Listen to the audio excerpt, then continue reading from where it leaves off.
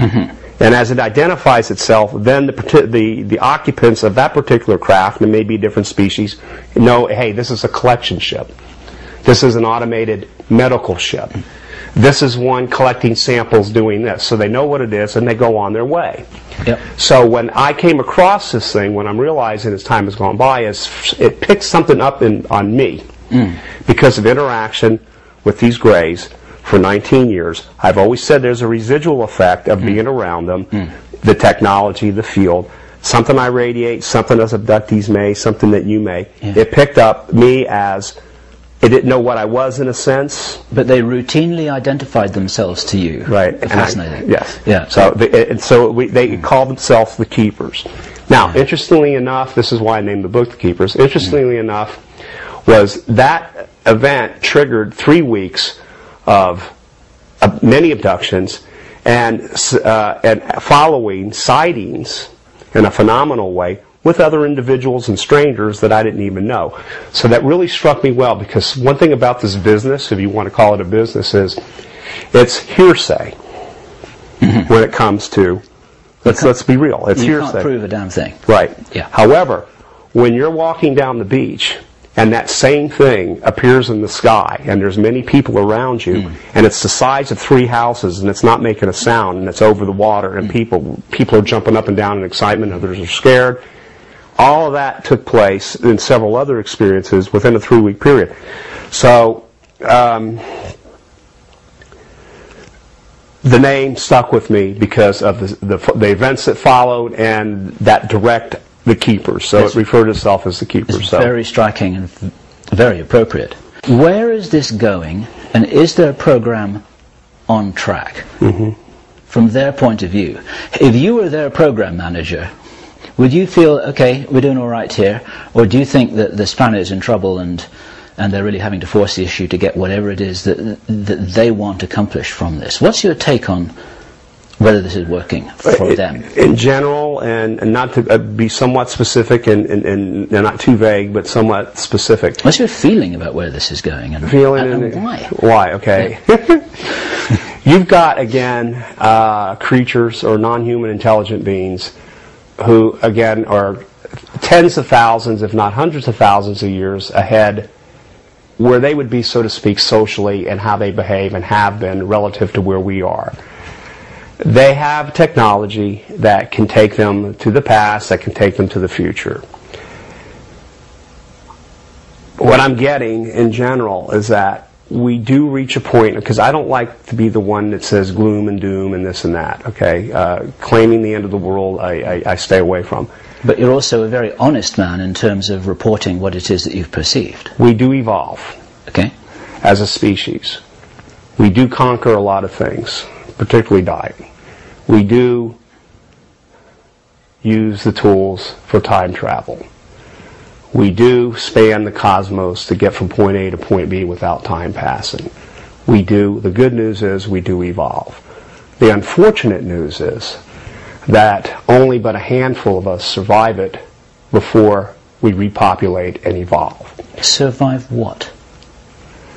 Well, I would suspect very strongly that since the emphasis on almost every ET, non-human intelligent race and species is on our environment, I suspect something bad's going to happen there. However, the push from the future to now is to have all 6 billion of us, so at that point close to 8 billion of us, survive and evolve into the future and into the galactic neighborhood. It can be changed. At what point? You say at that point 8 billion. What point?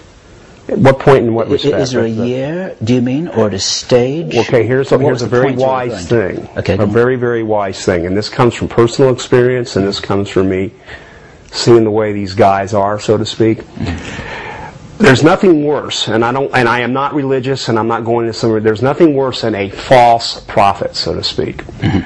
Even though there's someone who has seen the future, and I have, and the way they portrayed it is in ways that I can't tell when and what time it is. Even in it's a paradox, but now I'm understanding that in the first few years of this, I would always get the holograms of a different time and place, not comprehending what I'm seeing. Now, 18, 19 years later, I realize that I couldn't know what I was seeing and when, because I would have interfered with it. I would have gotten its way. I would have gotten my own way with what my place is in this thing and other abductees and so forth. We want to take a responsible stance in informing people with the best data available from people's testimony, so that those who can hear will hear, those who can't hear won't hear whatever we do, and some people will be able, for them that will be the prompt for them to take responsible action. Okay. We're not catastrophists, we're not doom-mongers, we're not trying to scare anybody. Right. We're right with you. We want all of humanity to make it all the way through. But if there's anyone watching this video now that says, my God, you know what? I think I better pay attention to things I haven't been paying attention to before, then we will have done our job. Well, I do know I do know what to do, and in the early aspects of this thing. Two things. One is amnesty. Now, this is not coming from Jim Sparks. This is coming from interaction with these beings over many years. Amnesty meaning that there are agencies, either being sanctioned or not sanctioned, commonly referred to as black ops, secret governments, secret clubs, call them whatever you might want, who have contractual interaction, human beings, with non-human intelligent species and groups, who have developed in line with these creatures technologies like free energy. I don't want to sound like a simpleton here, okay? I'm not saying let's all hold hands and buy each other Coca-Cola and the world's beautiful and we're at peace and let's all sing a song together. I want to be as practical as, there's nothing wrong with that, but I want to be practical. There are technologies that will change the face of this planet as we know it.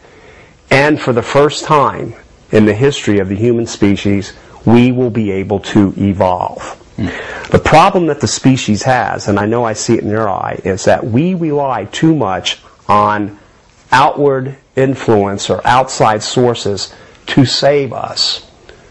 As a species, we have a very difficult time looking inward to ourselves and saying, it's not going to be God that does it for us.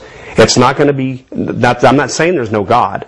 I'm not saying it's not going to be the Great Spirit that's going to do it for us. It's not going to be all these outside forces. It's us facing ourselves for the first time and doing these things ourselves to join the galactic neighborhood. We have to be adults and clean up our own house. We have to do it. Now, there's technologies out there that exist that are secret.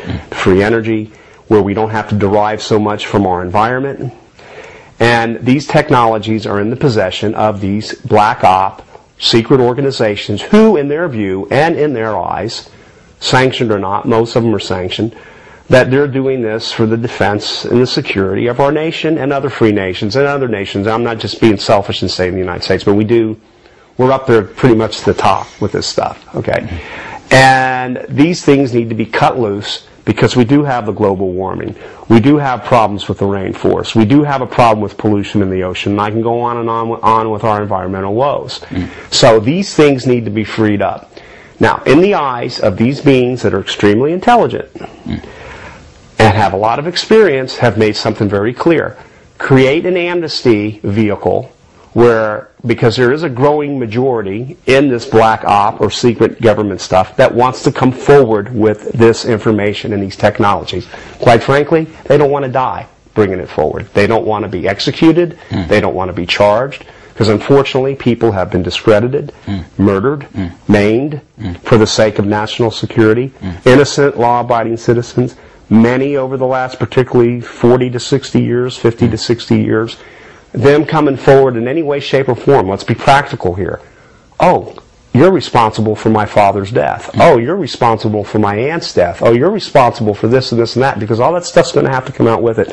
These people can't be touched. They're going to have to be able to, they're going to have a vehicle to come forward 100%. And I hate to use the word forgive, but have to be forgiven and forgotten. So these technologies can come out to save us and